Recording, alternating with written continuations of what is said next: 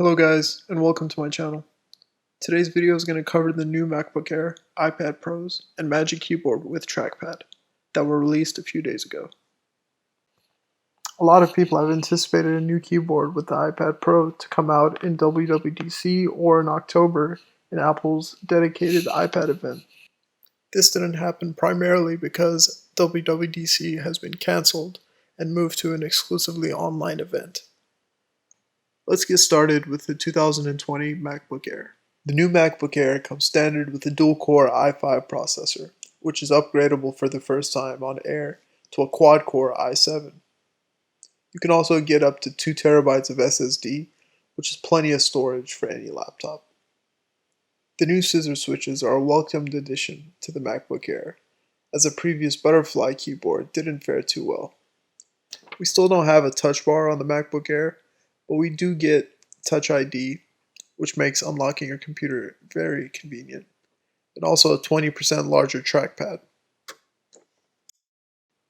And while MacBook speakers, well, any Apple product speakers, have always been great, this year's edition will boast a 25% louder speaker with twice the bass. One downside to the MacBook Air versus the Pro is that you only get 2 USB Type-C ports instead of 4.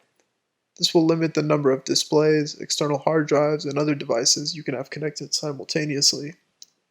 This isn't a big deal, but it is something to consider when buying a premium laptop. The MacBook Air is Apple's most popular laptop. It's thin and lightweight, while also sleek and well built, making it the perfect laptop for the average college student, or anyone who needs a laptop for basic tasks such as surfing the web, watching videos, or some gaming. Pricing on the new MacBook Air starts at $999.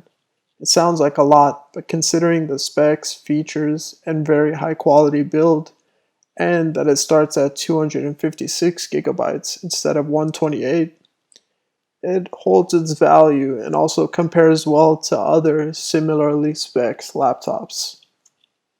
And if you're a student in college, then you get $100 off, bringing the price down to $899, making it more convenient, affordable, and that much more worth it for a college student just using it for basic tasks.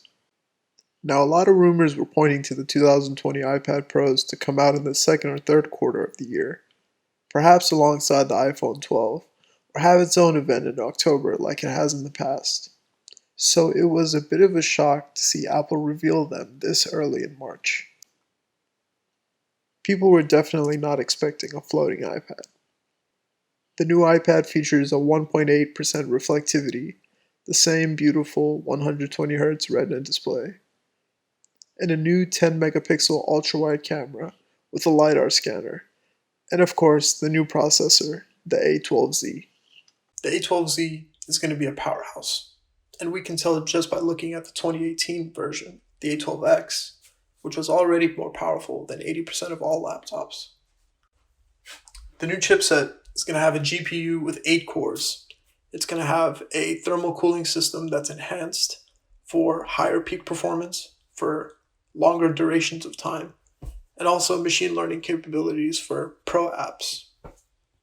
The A12Z also features an 8-core graphics card that will improve mobile gaming beyond what we have today. Mobile gaming on iOS has been steadily improving due to Apple's powerful processors and is on par with some gaming consoles of modern age. This brings the iPad to the laptop and desktop realm. It makes considering replacing your old laptop with this a real option, especially with the Magic Keyboard and support for external mouse and keyboard. The camera features 2 new sensors, the first being a 10 megapixel ultra-wide that's good for capturing subjects that are just out of the frame. The other is a time-of-flight sensor that's called the LiDAR scanner. This is going to be good for scanning objects around the room and using that information in augmented reality. This has applications in viewing furniture or TV in apps or virtual reality or augmented reality games.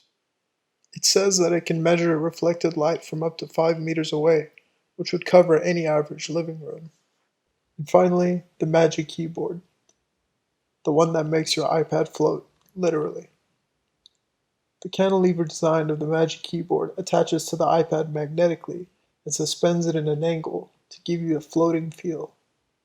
The keyboard also includes a USB Type-C port that will automatically charge your iPad while plugged in. I really like where Apple is going with the simplicity of charging its devices.